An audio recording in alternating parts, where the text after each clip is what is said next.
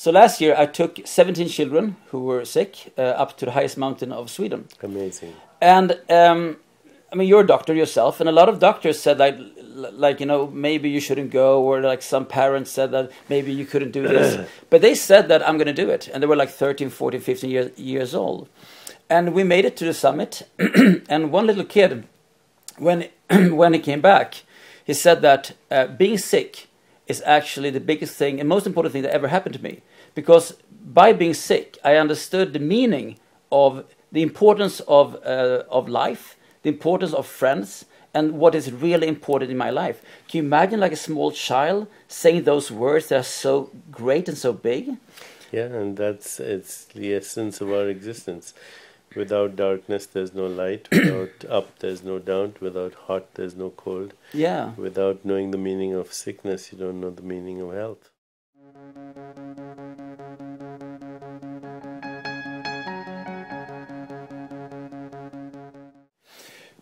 So then the question comes that, I mean, that I think is very important, and I've actually been experienced this when I've been traveling and also with companies, but also with children, that if they believe in something, they can actually achieve it. But if they don't believe in it, they cannot do it. So could you, as a doctor, say that by believing in something, you could transform that into a disease and then take that knowledge and try to use that to become... It's complicated. There's no question that beliefs influence the outcome of illness. There's no question that there's a thing called placebo response where a belief becomes a molecule. There's also no question that if you have negative beliefs and if you believe the prognosis, it becomes a self-fulfilling prophecy. So a human being is the sum total of their beliefs. Yeah. I say if you have a belief which is limiting belief, you should ask yourself, why do I have it? Okay, why do I have this belief? Is it true? Am I 100% sure if it is actually true? Yeah. Why did, belief is just a thought that you hold to be true. How did I come to believe that this is a true thought?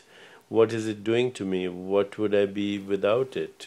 What are there other beliefs that I can have? What is the opposite of this belief? The more you reflect on your beliefs, the more you become free of them. And of course, beliefs are biology as well. So, there's a biology to belief. We're all energies, Yeah. So energy and also information.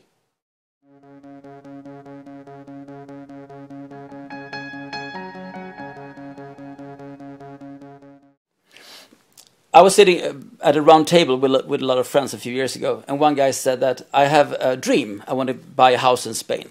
Okay, so they just continue talking and eating. Then I said, stop the conversation. You said you want to get a house in Spain. Where's the house? How much can it cost? Where is it located? He said, what are you talking about? It's just a dream. And that really slapped my face. Something that is so important in life is just a dream. So then I started thinking, what about if he would have said, I have a goal. I'm going to get a house in Spain. Then people would have started asking questions. So when I've been asking around and doing a little bit of study, it's actually a big difference between goal and dream. When I've been interviewing people, people have goals themselves, but other people have dreams. So they are afraid of the big dreams, because what if they can't achieve them? Then they will be a failure or a loser. So people rather take the small goals instead of taking the big dreams. And I always say that date the dream. Get a structure to the dream, and by goals you can reach that dream. Yeah, a goal is just a dream with a deadline. That's what it is. We are basically made up of dreams. Shakespeare said, we are such stuff that dreams are made on.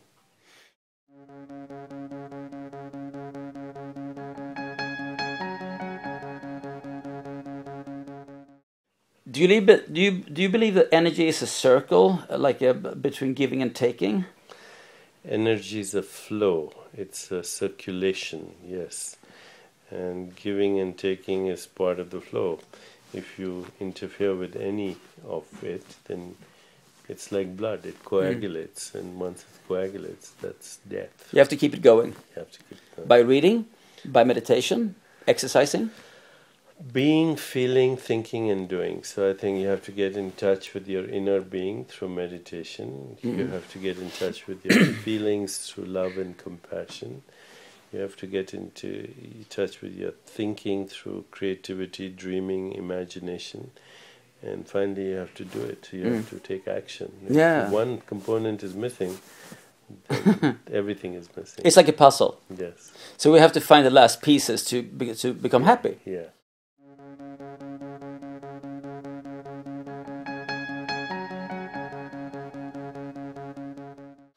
I have something in my lectures called my personal Everest, and it's about Everest is a metaphor for finding your own personal dreams in life. And I do believe that it's very important to have dreams, to have goals, to always be on a journey, always be like, on the run. And the first question that comes up from people is like, I didn't know I was supposed to look for it. Second question is that, so what is it? But most people don't even really know what their dream is. So then I say, then your goal is to find your dream. Because if we don't have a dream, then we're just circling around in circles. I rather walk slowly on the right path than run fast on the wrong one. So I mean, do you feel that it's important to have those dreams? I think it's important to sit quietly and ask yourself, who am I? What do I really want in my life?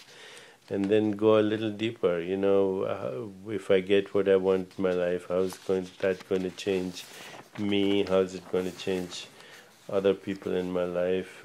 What gives me joy? What's a peak experience?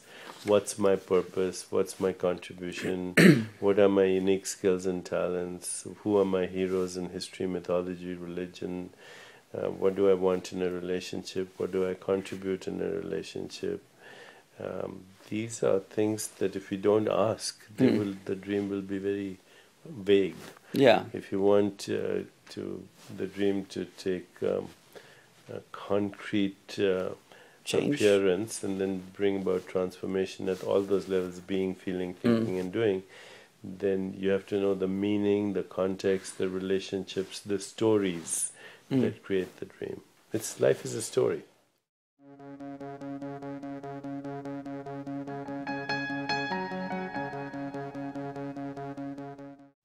Life is a story and life is a journey. I read also that, this is pretty funny, because this goes on the opposite of what I was taught in school, that you should have the highest grades, you should have all these kind of things. And you taught your children to find their unique talents.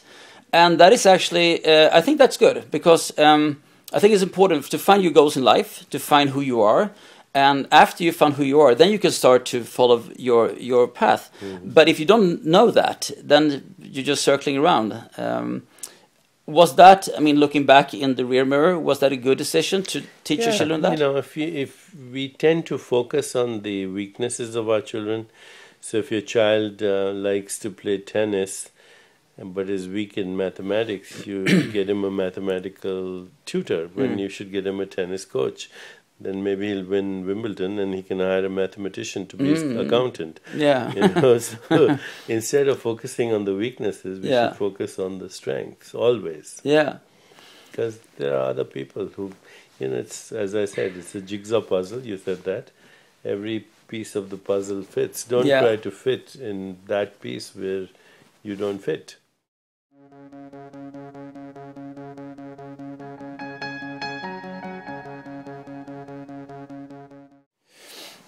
I have a new book that I'm working on called The Answer is Yes. And the book is actually 20 expeditions, 20 problems, 20 solutions by thinking outside the box. That's good. Well, don't even use the phrase outside the box. There's no box. Okay. Well, get rid of the box.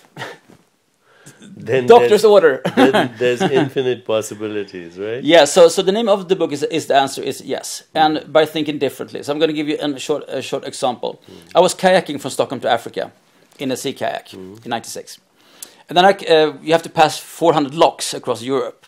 So I'm coming to this lock system, and they just closed the lock system after World War II between Holland and Germany. And nobody wanted to open it first. So there was no water. And I asked this old man, so how can I kayak through this? How can I paddle through this city? He says, it's impossible. Well, I've been through life a bit. Nothing is impossible. Yeah, well, this is impossible. But let's just for a second pretend that it would be possible. He said, well, I can't. It's impossible. Let's just pretend that it would be possible. Then how would you do it?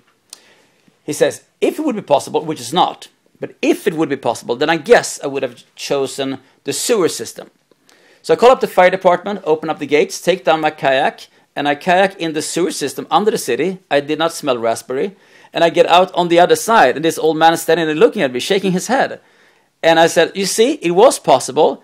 And he looks at me and he says, yeah, if you think like that. Yes. Exactly. So that's one of the chapters. Yeah, so I use my experiences to find ways of thinking differently. We were using the outside the box, but to think in a different way. Impossible is just a word for what hasn't been done before.